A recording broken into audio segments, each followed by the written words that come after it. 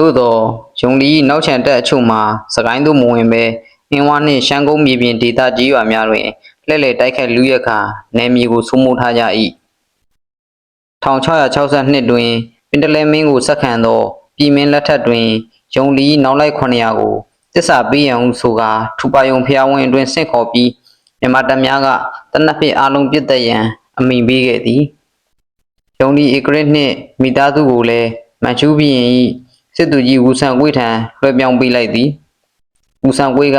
ယုံလီနှင့်မိသားစုကိုဖမ်းဆီးသွားကယူနန်မြို့ဈေးလယ်တွင်ကြိုးပေးတပ်ပစ်ခဲ့၏ဒေါက်တာဖုံးဒေါက်တာရွှေညီနောင်တို့၏အဖိုးသည်ယုံလီဧကရစ်၏ကိုရံတော်တပ်သားတစ်ဦးဖြစ်သည်ထူပါယုံဖျားဝင်းတွင်ပြည်ပေးတရုံများအားလုံးကိုတပ်ပစ်ရန်ဘရင်ကအမိန့်ပေးခဲ့တော်လဲအမှန်တကယ်တမ်းတွင်မူ44ယောက်ကိုသာတပ်ပစ်ခဲ့ပြီးကျန်သူများမှာထွက်ပြေးလွတ်မြောက်သွားခဲ့သည်ထို့နောက်လော်တာဖုံးနှင့်လော်တာရွှင်တို့၏ဖခင်ဖြစ်လာမိလော်တာဟန်သည်မြန်မာဘရင်ထံတစ္ဆာခံ၍မြို့ဝင်ဦးအောင်ဟိုးထံတွင်အခွန်စရေးဖြင့်လုပ်ကိုင်ခဲ့သည်လော်တာဟန်သည်ရှမ်းပြည်ဘက်မှလာကုန်သည်များနှင့်ပါလာသည့်တရုတ်မျိုးသမီးတဦးကိုလက်ထပ်ပြီးနောက်လော်ညီနောင်ကိုဝေးဖွားလာသည်အခွန်စရေးပွားဖြင့်ကျော်ဝလာသောလော်တာဟန်သည်စနေမင်းနန်းတက်ချိန်တွင်1912တွင်တရုတ်ကုန်သည်20ကျော်တို့နန်းတော်သို့ခါသားဝင်သည့်အခါစကပြန်အဖြစ်ဆောင်ရွက်ပေးခဲ့သည်ထို့ကြောင့်စနေမင်းဟမဟာဘောဂခေါ်တထေးဘွဲ့ဆောင်အောင်များကိုပေးခဲ့ပူသည်အင်းဝစိတ်ကမ်းမဟုတ်လောက၏မြို့ဝင်ဆက်ဆက်အတွင်းဝင်ဆက်ဆက်တို့အားလက်ငွေရှာပေးရာဘိုးကျမကြီးဖြစ်လာပြီးလော်တာဟန်သည်လည်းကင်းစားမှုကိုဈေးကွက်၏အာဏာပိုင်မြင်ကြီးဖြစ်လာခဲ့သည်လော်တာဟန်ကွယ်လွန်ပြီးနောက်လော်ညီနောင်မှာအင်းဝကင်းစားမှုကိုဈေးကွက်တွင်ပြိုင်ပကင်းကောင်းဆောင်များဖြစ်လာတော်သည်1934 AB 29ရက်နေ့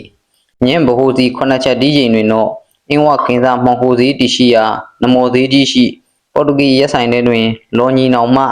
ငယ်ဖြစ်သူလော်တာရွှင်အပါဝင်လူ3ဦးတပ်ခံလိုက်ရသည်ထိုပြဿနာသည်မြို့ဝင်အဆင့်နှင့်မကအတင်းဝင်ကြော်ထင်တဲ့နမိတ်အထိရောက်ရှိသွားတော်သည်ယခုတော့လူသက်တေခံဆိုသူကိုဖမ်းလာခဲ့ပြီဖြစ်သည်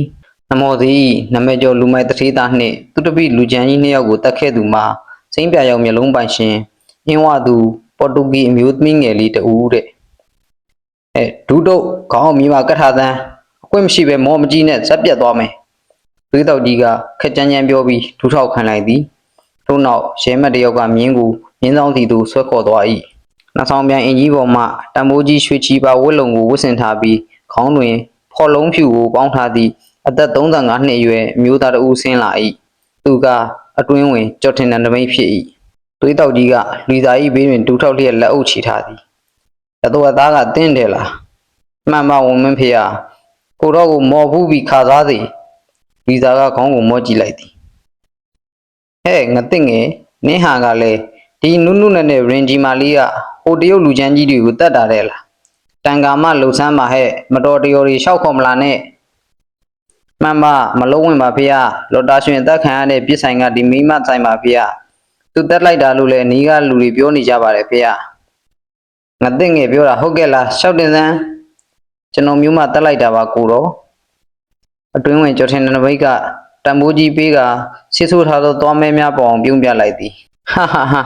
တဲလဲရဲလာပါလားငါနဲ့တော့နော်ဒီပရင်ကြီးမငယ်မင်းကိုမျိုးဝင်လိုက်အလိုက်ရရင်နေမဆောင်ခင်ဖင်ဝတကျင်ရှုပ်ပြီးကားစဉ်တင်တက်ခံရမှာဟဲ့သိရလားလူစားကြီးမျက်နှာကမတုံမလို့တဲလဲခတ်ပါနာနော်ကဲကိုသိန်းသခင်စီကအမင်းရောက်လာတယ်သူတက်သမားကိုသူ့အိမ်တော်ကိုလွှဲရမယ်လေအေးငတွန်းငယ်ဒီမှာမင်းသခင်တွေ့ကျင်နေတဲ့သူတက်သမားကြီးခေါ်သွားပြီရောကွယ်ရဲ9ပေ9လက်မခန့်ရှိရင်ဦးကြဲကြဲခန္ဓာကိုယ်ချိုးစားတောင်းတင်းသလောက်နုနယ်သောမျက်နှာပိုင်ရှင်စကြော်သက်အရွယ်လူရဲတဦးကရှားနှစ်သားအဲမောင်းလှန်ရှိကိုကန်လျက်ထွက်လာသည်ငတွန်းကလူသားနားသို့ကပ်လာသည်အေးမင်းလူသက်သမားကြီးကကြောက်เสียလန့်တရားကြီးဆိုတော့တေချာလဲခေါ်သွားအောင်လမ်းမှာလွတ်သွားရင်သူ့ကိုယ်သာမင်းဇက်ပြုတ်နေမယ်ငတွန်းငယ်မှန်ပါဝင်မင်းဖေဟာ